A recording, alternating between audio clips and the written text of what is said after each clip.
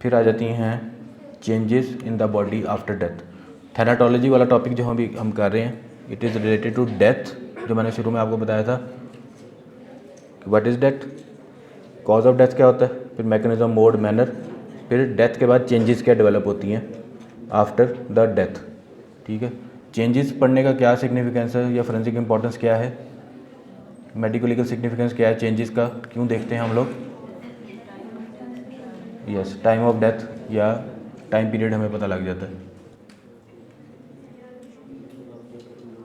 Immediate changes कौन सी होती हैं, कोई बताएगा। आफ्टर डेथ बॉडी के अंदर क्या नज़र आती है हमें। उस दिन मैंने कल बताया, मैंने जब स्टार्ट किया था।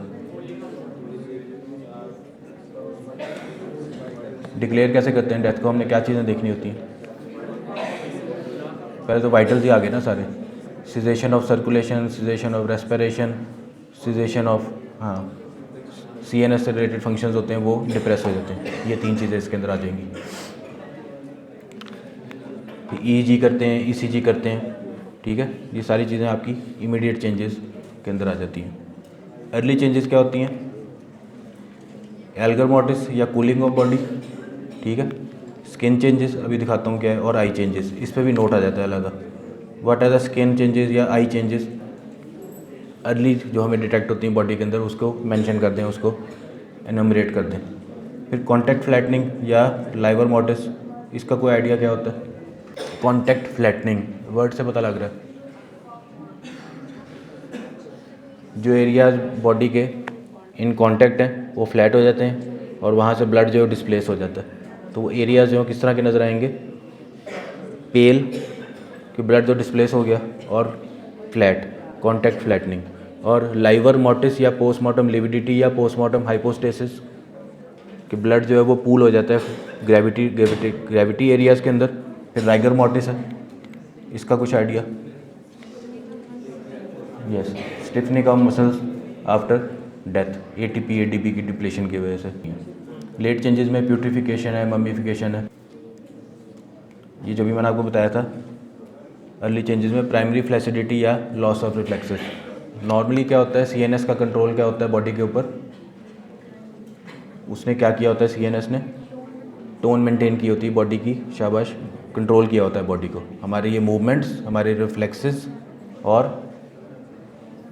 पूरी बॉडी की, ये आइज़ भी जो हैं ये भी कंट्रोल्ड है ना, एक टोन इसकी मेंटेन है, आपकी हाथों के जो मूवमेंट्स हैं इनकी टोन मेंटेन है। रिफ्लेक्सेस जो हम चेक करते हैं वो सारी CNS के कंट्रोल में होती है। जब CNS का कंट्रोल ख़त्म हो जाएगा तो क्या हो जाएगा, बॉडी फ्लैसिड हो जाएगी, रिलैक्स हो जाएगी एकदम, चाहे वो एक्सटर्नली है, चाहे वो आइज़ हैं, चाहे वो टंग है, चाहे वो ये जॉ मसल्स हैं। तो ये चीज़ें जब टोन ख़त्म होगी, आपको अप्रिशिएट किस तरह होगी, डेड बॉडी में मसल्स रिलैक्स और फ्लैसिड नज़र आएंगे।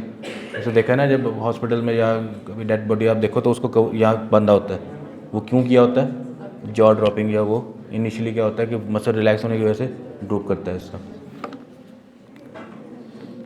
तो insensibility and loss of voluntary power ऊपर से ख़त्म हो गई, जॉ ड्रॉप्स, उसके बाद आइज़ के अंदर चेंजेस आती हैं और स्किन के अंदर रिलैक्स हो जाती है। तो नॉर्मली जब कोई वूंड होता है तो क्या होता है, स्किन जो है वो इस तरह टेंस होकर गैप ओपन होती है।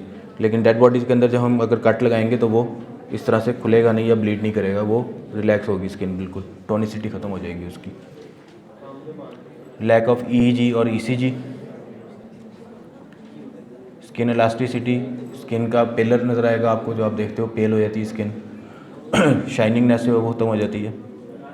ये कॉन्टैक्ट फ्लैटिंग मैंने भी आपको बताया जो नज़र आता है इस तरह से। ये एरिया जो है फ्लैटनिंग के, ये लिविडिटी डेवलप हुई हुई। आई चेंजेस होती हैं, ये आप लोग पढ़ के आए हो, मैंने आपको बताई थी कि कॉर्नियल रिफ्लेक्स ख़त्म हो जाती है, उसकी आई बॉल की जो टोनिसिटी होती है, टेंस होता है, वो ख़त्म हो जाती है, फ्लैसिड हो जाता है। उसके बाद clouding of the cornea, clouding और हेजीनेस की होती है कॉर्निया की, ड्यू टू डस्ट और डेब्रिस डेवलप हो जाता है, ठीक है। प्यूपिल्स डायलेट हो जाएंगे, फिक्स हो जाएंगे।